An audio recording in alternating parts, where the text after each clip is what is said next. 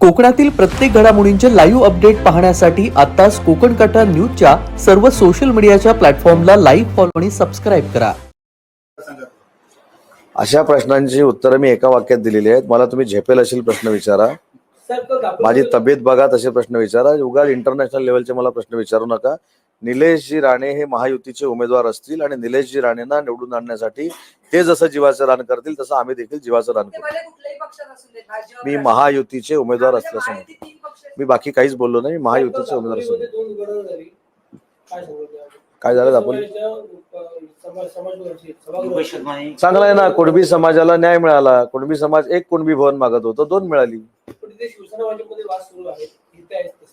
कुठं वाद सुरू आहेत? नाही, इथं कुठं वाद सुरू आहेत? वाद कधी होतो लक्षात ठेवा रानडे साहेब. वाद ज्यावेळी तुम्ही मला शिवी घातल्यानंतर मी तुम्हाला शिवी घालतो तेव्हा वाद होतो. तुम्ही मला शिवी घालताय, मी ओबी आहे म्हणून सांगितलं तर वाद कसा काय होतो? त्यामुळे थोडं ते चेंज करा. माझ्याकडे काय वाद नाही, पण मगाशीच सांगितलं त्यांची शिवी मला ओवी सारखी आहे.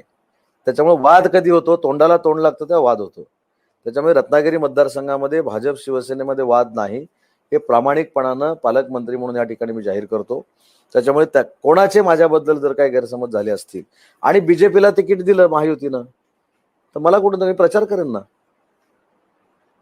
महायुतीला जर तिकीट दिलं बीजेपी म्हणून मी प्रचार करेन, त्याच्यामध्ये मोठंसं काय. म्हणून रत्नागिरीचं रूपांतर वाद म्हणजे, आणि मला तुम्ही माझी हिस्ट्री काढून सांगा, मी कोणावर वाद घातला का? मी वाद घालणाऱ्यांच्या नादालाच जात नाही, तेव्हा मी वाद घालतो कसं काय? ते वाद होत नाही. दुसरी गोष्ट, आणि मी जर एखाद्याचं वाईट केलं, मी बीजेपीचे सगळे जिल्ह्याचे नेते आणून तुमच्या समोर बसवतो.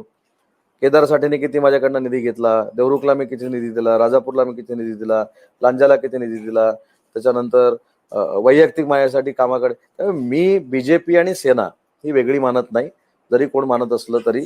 आणि कालची मिटिंग ही पुन्हा एकदा सांगतो, ही माझ्यासाठी झालेली नव्हती, अदृश्य माणसासाठी झालेली असेल असं मी समजतो, आणि मला त्याच्यावर काहीच बोलायचं नाही. काहीच बोलायचं नाही. ते पण मिटतील. वाद असणं हे पक्ष जिवंतपणाचं लक्षण आहे. सगळं शांतच असेल तर तुम्हाला आमचं जिवंतपणा कळणार कसा ना. त्याच्यामुळं वाद असतील, पण ते महायुतीचं सरकार आणण्यासाठी मिटतील.